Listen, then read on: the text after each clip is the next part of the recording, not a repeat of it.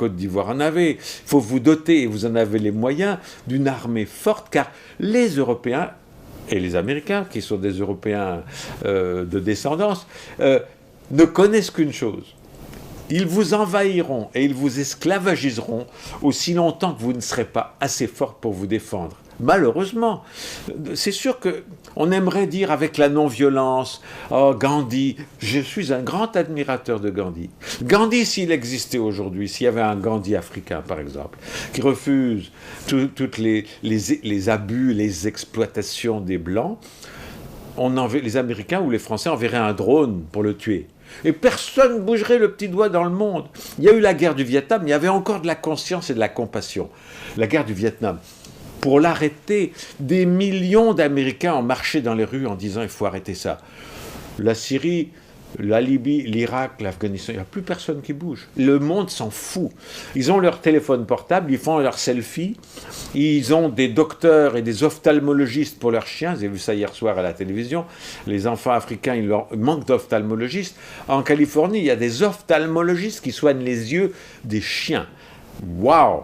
Et ils pleurent quand un chien est coincé sous un immeuble. Mais les enfants palestiniens, ils ne savent pas. Gaza, ça ne les intéresse pas. Vraiment, un chien, ça les intéresse. Les chiens sont plus importants que vous pour les Européens.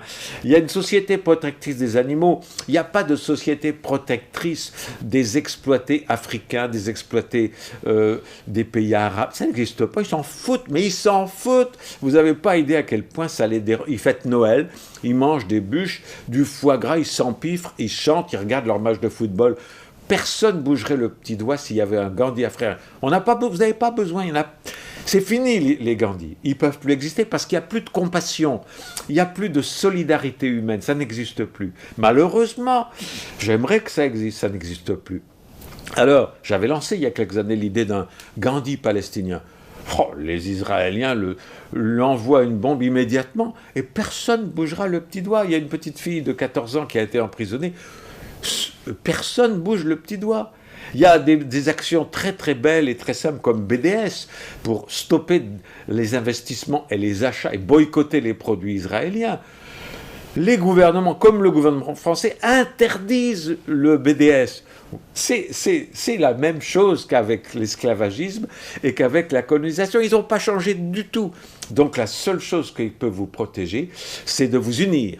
Une fédération africaine, l'utilisation de la monnaie chinoise, inviter les Chinois à construire des bases militaires pour vous protéger dans un premier temps en Afrique, puisque vous n'avez pas tout de suite les moyens. Si vous signez des alliances avec les Chinois, avec les Russes, qui savent aussi très bien ce que c'est, pour vous protéger au début, jusqu'à ce que vous constituiez une armée suffisante, dotée de la bombe atomique.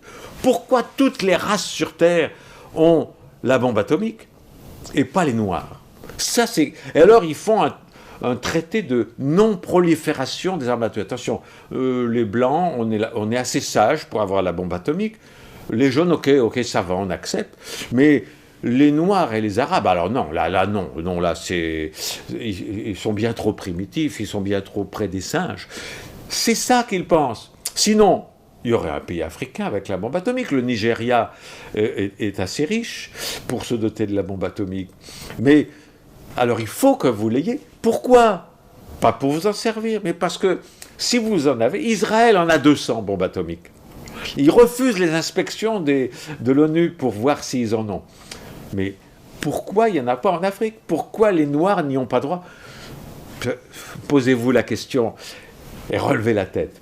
Les Elohim sont avec vous dans ce combat qui est un combat très long. Vous travaillez pour vos enfants et vos petits-enfants, mais il faut le faire. Parce que, de la même façon que vous devez, par respect pour vos arrière-grands-parents qui ont été massacrés et esclavagisés, abandonner les religions occidentales, la langue occidentale. Je vous parle en français, j'espère que dans le futur, je pourrai vous parler en anglais. Pourquoi ? Parce qu'il faut rejeter la langue française.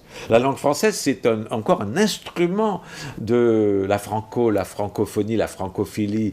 C'est un instrument pour vous conserver en infériorité. Il faudrait que toutes les écoles des anciennes colonies françaises apprennent l'anglais, qui est la langue internationale de facto, de fait.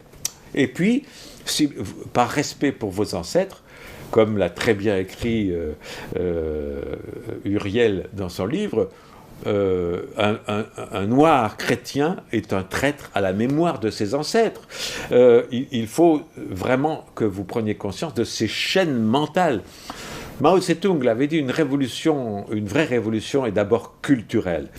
Il faut que cette révolution culturelle se passe dans votre tête. Vous êtes des descendants de civilisations très anciennes, beaucoup plus riches et beaucoup plus anciennes que les civilisations blanches.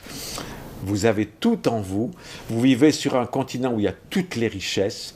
Vous avez des génies en herbe et adultes. Ces deux professeurs en sont des exemples. Vous avez les plus belles femmes du monde, j'en vois qui sont ici assises au premier rang. Vous avez tout. Alors, redressez-vous, peuple de Kama, faites plaisir aux Elohim, devenez réellement indépendants.